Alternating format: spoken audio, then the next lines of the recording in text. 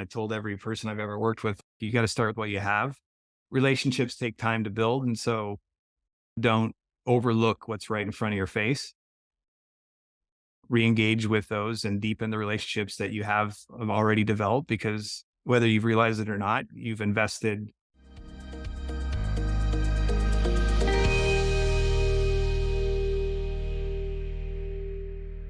Daily real estate syndication show. I'm your host, Whitney. So we are back again today with our guest, Lance Pederson from yesterday. We had kind of an extended show yesterday that we had to split up into two different segments. I hope you will stick around through the end, or if you're just tuning in today, please go back and listen to yesterday's show first, where we dove into some of the new things Lance is focused on now, but ultimately helping LPs to look at the industrial space as an investment, right?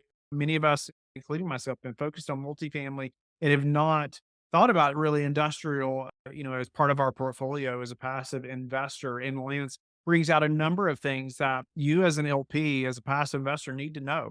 And he's going to dive into a number of other things, just a few final questions. That it was great, a great conversation. I love his desire to learn and learn quickly, and the desire to know why things happen the way they do. And he's going to talk about a number of those things as well. What's a way you've recently improved your business that we could apply to ours? It's been interesting the last few years, like after being in businesses that were, I'd call more stable over the last 10 or 15 years, the things you do in those businesses are different. It's kind of, now I'm at this point where I've started from ground zero on many of these things that I'm working on. So I'm a big proponent of lean startup principles and just iteration and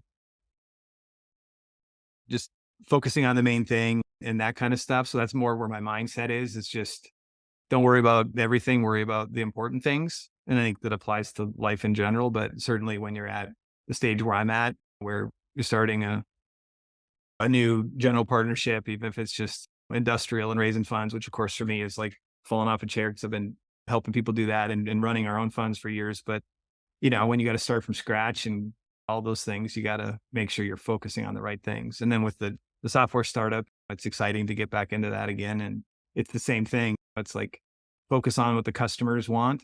It don't matter what I want. It matters what they want, and whatever they want, figure out how to give it to them and ask a lot of questions and learn what you can do to improve it and continue to deliver value to them.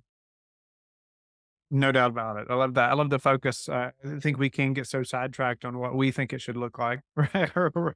Versus focusing on what the client that you're looking for wants it to look like, whatever it may be. Yeah, that's exactly right.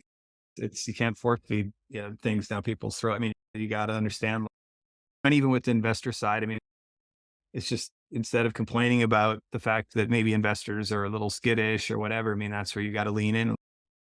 What would it take for you to not be skittish?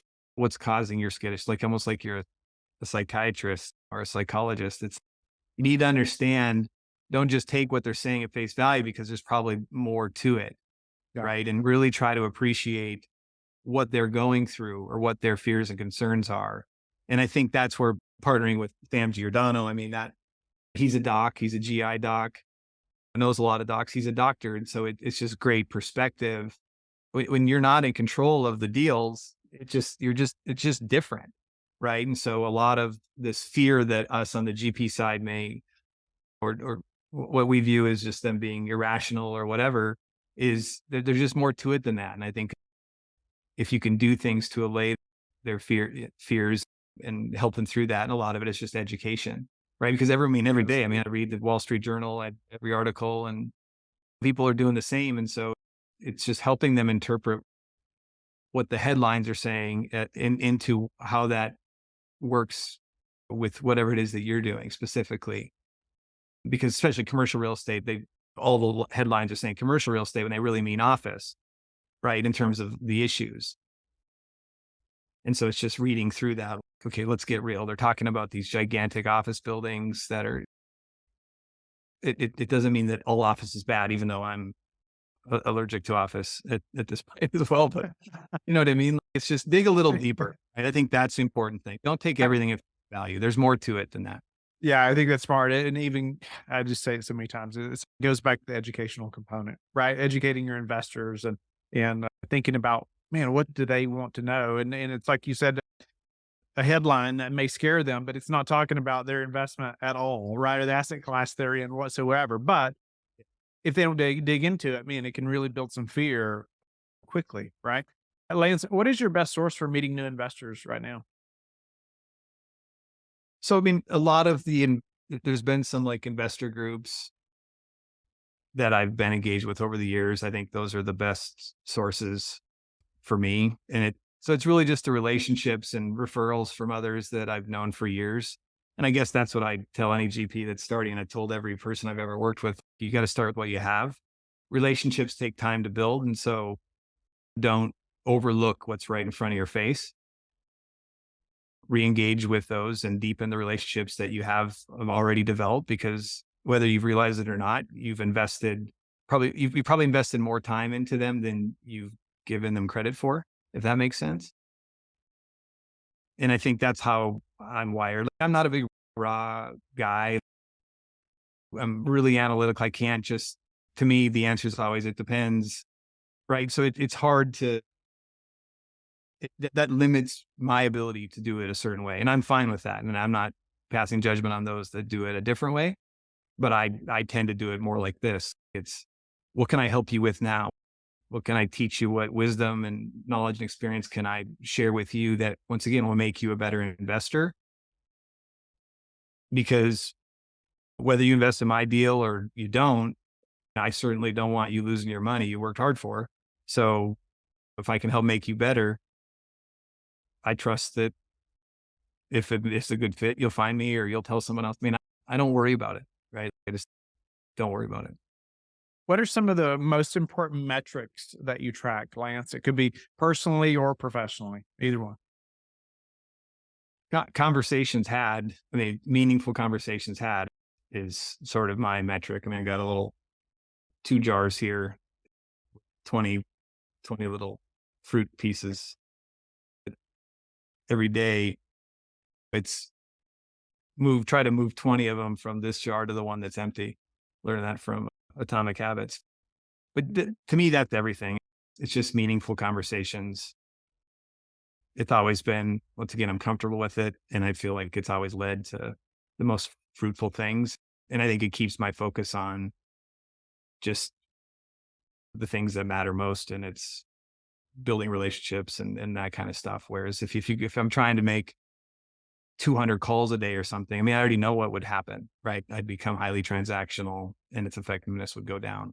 So in the business that I'm in and I've chosen, and even the one that you're in, I mean, it's a relationship business, whether you realize it or not, whether it's done online and you never meet these people face to face, it doesn't matter. It's still highly relational at every single level and aspect of this business. No doubt. No doubt about it. They're highly relational. Well, you mentioned Atomic Habits, and I love that. Just the visual of moving those from one to the other, just being able to see that all day long, right? As you're trying to make that happen and have those conversations. Any other habits that you're disciplined about? Well, I'm just wrapping up this thing called 75 Hard. I've Oh, got wow. 5 days to go on this thing. So those have been the habits I've been most focused on. So you have to adhere to a strict diet. You pick a diet and you just have to adhere to it. So like I went with like intermittent fasting and intermittent fasting diet.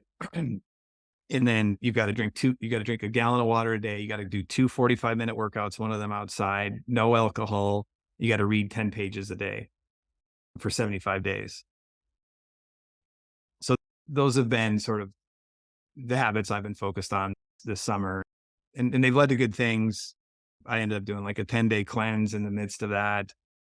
We had not intentionally lost this decent amount of weight and just feel a lot better. So I'm kind of that guy.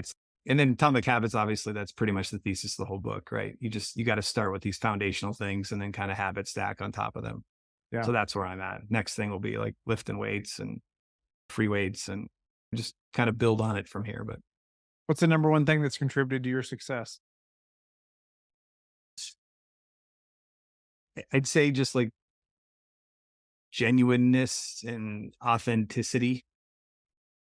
I, I've been an entrepreneur since I was 20 years old. I started my first business. And I think that even a buddy of mine that I hadn't connected with since like high school, I talked with him a month ago and he's just like, dude, you haven't changed like at all. Like it just, and of course I'm thinking like, well, why would I? But you realize, well, that's not always the case. But I think that's just always been my thing. I just call it how it is. I say it how it is. I'm genuine. I'm authentic. I mean what I say. And I don't know, man. I think people, I guess it's just not a quality that enough people have. I have no idea, but I think it's just, it makes people trust you faster, get comfortable with you. They know that you're thinking about them and might not be the most empathetic guy, but I'm certainly trying to make sure that I understand where other people are coming from and respect what I think those things are, or confirm them, and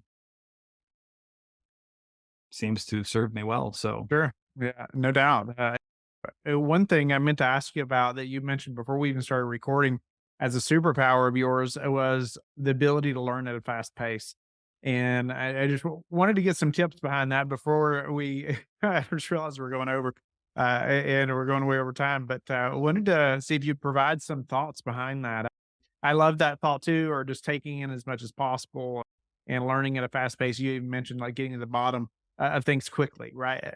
And learning. And how do you do that? What does that look like?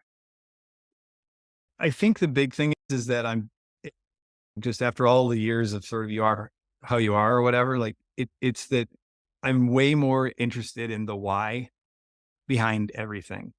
And so when you get your mind to the place where you just, it's very wide driven, then your ability to sort of parse information to get to that is much easier, right? Because if I'm consuming anything or listening to other people talk or a podcast or reading a book or an article or whatever, like I'm just trying to figure out like, well, why did this person write this, or what do they mean, or what is the implication on a bigger picture level?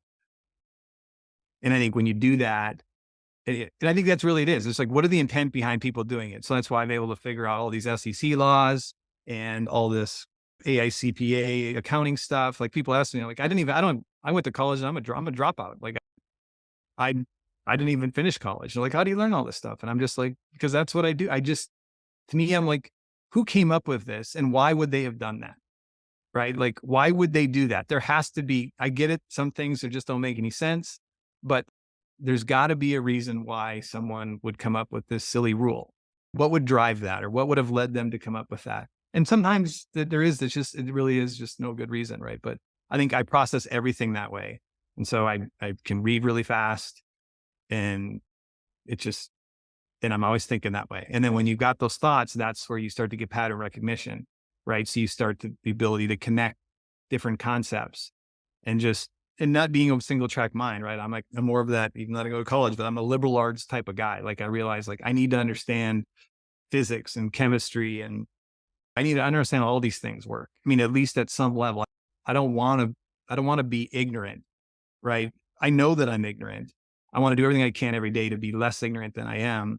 And I think it makes you more tolerant, makes you more patient, all those sorts of things. Yeah, I love just the ingraining in yourself the notion of why and wanting to know why that is that way and why again and why. It's very helpful when you're thinking about understanding and learning. It's just a simple question, right? Yeah, well, it's like a 3-year-old. I guess my parents just never, I guess somehow in some way it never got stymied in me magically, but that's what they say. I mean, the curiosity number of questions asked by a 3 or 4-year-old per day is like 300, or it's some ridiculous number. And by the time they get into 5th grade or 6th grade or something, it's 12, or, I mean, it's just Yeah. market. Right. And so I think that, and as you can probably imagine in school, my teachers didn't appreciate my inquisitiveness, but it never stopped me. And I got straight A's. So so they had to just kind of deal with me. But that was always the thing. I'm just like, if I don't understand what it is, then you need to tell me why that matters. And even if I'm driving you crazy. Yeah, unfortunately, we dole that, I think, in most of our kids, right? And stop asking so many questions. Well, It's good they're exactly. asking questions. It's good they're asking questions. Yeah, you want to encourage it. Yeah, I mean, I've got 5 of them, and I certainly could have done a better job, but I've tried to continue that. Right?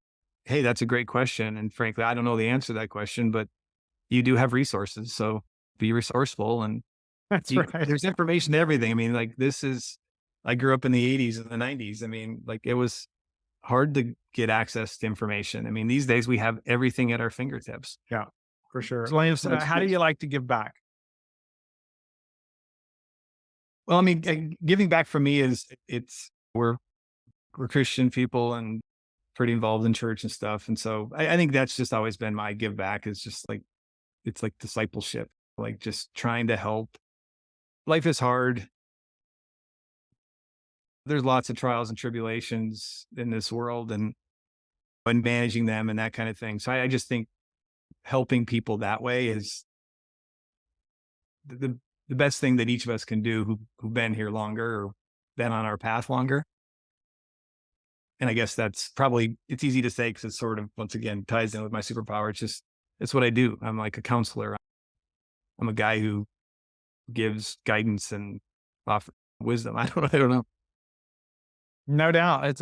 It's incredible. No, I thank you for sharing that and giving back in that way and through discipleship. I think it's the most important way of giving back personally.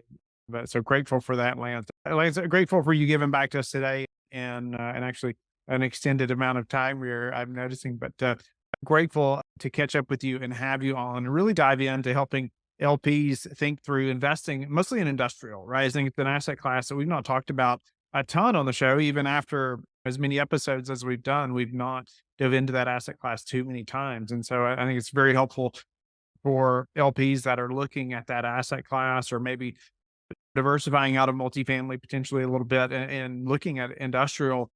They need to know some of these things, a number of these things, right, that you mentioned today. So thank you again. Tell the listeners how they can get in touch with you and learn more about you. Yeah, I think the best way is on LinkedIn. Just search Lance Pederson, connect with me there, and we can take it from there. But yeah, I think that's the most expedient way to connect.